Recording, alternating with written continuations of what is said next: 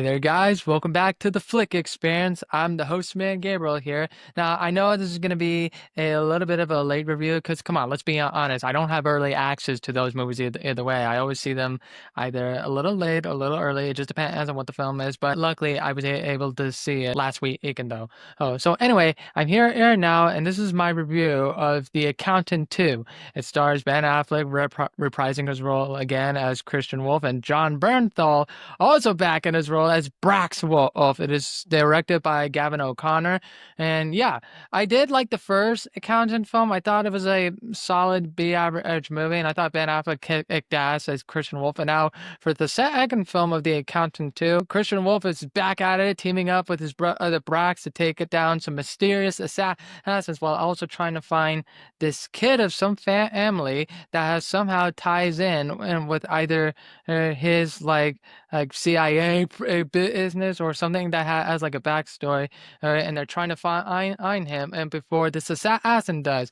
And spoiler alert, which I think it was already shown in the trailers, J.K. Simmons' character dies within like the first couple of minutes of the film, and obviously for The Accountant 2, I had some mixed thoughts about the film. Even when I got out of the movie, I was a little bit mixed. Like I had a hard time understanding the film because as with the first film, Christian Wolf had a motivation and he had like a good execution backstory to his character while all hiding under the radar as the accountant, as his mixed persona and stuff. Accountant 2, he still is under the radar, but sometimes get help from his like financial enforcement agencies and stuff. But I did like how the accountant 2 was able to like open up like another like setting to what the movie franchise will go into the next like level if there is going to be another one. But I thought overall the movie was it was okay. Again, there's some pros and cons to it. I mean, pro is like he's reunited with Ben Affleck and John Bernthal's character, and then they get to team up. It's almost you could say is like a buddy cop movie of assassins slash autistic prodigies. Well, Christian Wolf's character is. I don't know about Brax. Brax is just it's a bit crazy, but I could tell John Bernthal was just having fun with Will because he is like a funny guy. Hi, from like Walking Dead and even from The Wolf of Wall Street, all I could think of him is Brad aiming up with Ben and Affleck, or better yet, we could say it's literally Daredevil, OG by the way, and the Punisher. So imagine if these two guys were around back in like 2005 or six. Maybe that would have been like a great a team up. But since Ben Affleck was terrible as Daredevil. Let's see what Charlie Cox can do. But yeah, but it sort of reminded me with that. The action sequence seems all right. There was barely any hand-to-hand fight sequences. I mean, there was in one factory scenes where Christian Wolf is trying to interrogate a few guys, and he like beats them up, no problem. Ben Affleck really works out after the role, and he kicks ass. I never even thought of him becoming an action star, or even in the first film. I know his buddy Matt Damon and look how that turned out. But for him, he's great as well.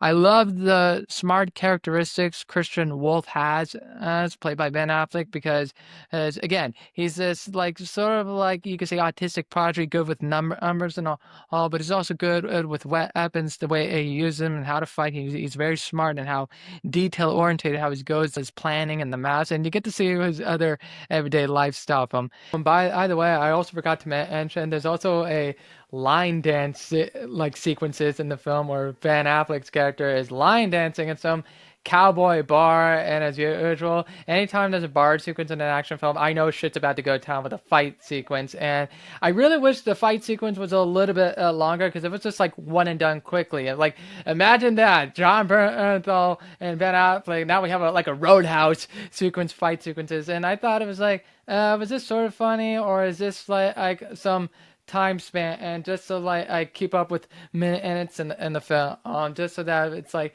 we need some extra footage otherwise the movie's gonna go by quick. It just felt a little like turned off to me, but then and again, can the fight sequence be a little longer? So that's just one of my opinions that's a little bit flawed to it. If this movie wouldn't be an action sequence, but would have been like a buddy hangout film of Ben Affleck and John Bernthal, then maybe it'd be all right. Some of the comedy is a little bit forced, and to be honest, I didn't laugh at the jokes, not because I didn't find them unfunny. It just felt like, yeah, he's gonna say something. It's not. I never have jokes in films where I would just burst out laughing. I would just keep it to myself, and I maybe have a few chuckles with them, but still, I do like their buddy chemistry that they have in the movie, and I thought, like, yeah, it was all right. So, what is the plot about? Well, like I said, the story of it is that Christian Wolf's character and one of his financial like enforcement guys from the CIA are tracks him down again and helps him go on another other mission to find this mysterious kid in a family photo, while an assassin played by Daniela Pinata's character, hopefully if I'm pronouncing it right, is trying to either kill him or the people that are also after him that are trying to kill him. And somehow this assassin is somehow relate to this kid. And to be honestly, there were some confusing motivations that the movie kind of suffered, especially like the script overall. It wasn't executed enough on the plot points from plot A to plot B. The story just felt weak and convoluted and stuff. It's like the action sequence were all right. The con part art was just like the story. It was just very slow pace and mostly convoluted. It's like there were unanswered questions of how the assassin trying to get revenge and on the cartels and maybe to relate to this kid and take them. I thought for sure the assassins was gonna team up with Christian Wolf from Brax for a second, but it's like no, I'm just gonna go on my own revenge streak and all. And sometimes the assassin's backstory this character had, like, it made sense on flashbacks. But I just wish we had some more dialogues of it. And then there was like the sequences where somehow the assassin, spoilers, is somehow the kid's mom, and all of a sudden like she loses all these memories. So it's like, what is she, the female born or something? I think she's not in the CIA. She was never a trained agent. Somehow, from a coma or something, she unlocks her special abilities of the mind. It just felt like lazy writing to me, and I just felt like I wanted that would have been cool. Oh, if there was at least a fight between Wolf and the assassin, and they do like some hand in hand knife fight in the woods or something in the desert. The last sequences in the desert sequences, there was mostly more shooting than hand to hand combat sequences, and I did like the team up with John Bernthal's character choice. And of course, he has to get all soft off my head by being like a funny guy, sort of. But I don't know. It just sort of felt funny to me. There were some confusing motivations. Daniela Pinata's character was just never explained in details. It's like when they're trying to find this assassin, it's like she hides somewhere, like hiding her face and everything, and they can't get it like a precise location on her. And then the interesting part was somehow there's like some X mention like gifted children for, or I guess as autistic people, or maybe ADHD. Anyway, I just saw like, wait, so now there's a secret mansion of highly trained future upcoming spies like Christian Wolf, and they all hacked into other people's computers, and yeah, they're like highly trained future NSA agents, and are hacking other people's banks accounts and numbers, and I guess they don't talk, but they're like very detail oriented, and so it's like, okay, so this is like the X-Men, and all of a sudden I don't know if that's gonna get like a spin-off show or a movie. But then again, and it's like we'll see what happens if for a third film. It just felt strange to me. It's like, is it because it's like okay, so now kids are involved like this. I thought I'll be someone like in the military academy where a highly few like young adults are doing this kind of things. I didn't expect kids, but then again, some kids are born to be smart. Yeah, there's some interesting ideas it had added for the second film. It just was not executed that relates to the narrative, to the cohesive like plot point. No, like for Act One, Act Two, Act Three structure, which I get it. Overall, people just want to go there because it's an action film, buddy cop movie kind of way, and you just want to see Ben Affleck and John Bernthal kicking ass and stuff. However, just look, honestly, I felt kind of like confused by this movie a bit. I just kind of like probably because I was like I liked the first film overall, and I thought it was a one and done. I didn't expect it for a sequel like 9 years later, and again, it was very hard to understand the plot of this movie. But I tried. Look, I tried very hard as my best. Okay, hate me if you want, if you disagree with this film.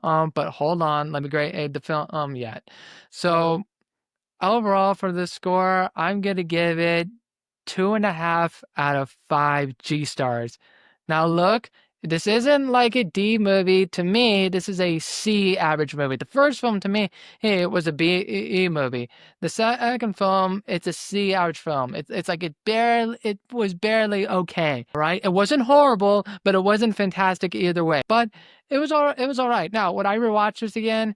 Maybe on a rainy day, or if I'm bored, or just scrolling through HBO or on TV, maybe I might watch. It just depends on which scene it is if it's like the final desert shootout sequence is trying to stop the cartels, then maybe I would watch it. But yeah, it's a C average movie to me. Agree to disagree. Either way, go watch it if you liked it. If you don't like it, that's fine. Okay, I'm cool with it. Do I think maybe Gavin O'Connor, the director, might make a third film? Well, let's see. Do we have to wait another 9 years? We'll see. It's all unanswered questions. So yeah, guys, that will be my quick review of The Accountant 2. Now, keep in mind, I'm also gonna post this on a Friday, but I'm also going to be working on another review, which I saw Sinners, by the way. So be on the lookout this coming weekend. I'll record it, review it tonight, and then we'll post this out. And hope you guys seen 2 of those movies and tell me which one's your favorite. So make sure to like and subscribe my channel. Don't forget to follow me on all of my podcasting platforms. That include Spotify, Apple Podcasts, iHeartRadio, hell, even Amazon Music. Follow me on Instagram at GFE_hostman, and I'm sure you know where it is. And email me if you have any questions, comment them, yada yada yada. You know what to do. So as usual, this is the host man Gabriel saying to you all, good night, everyone.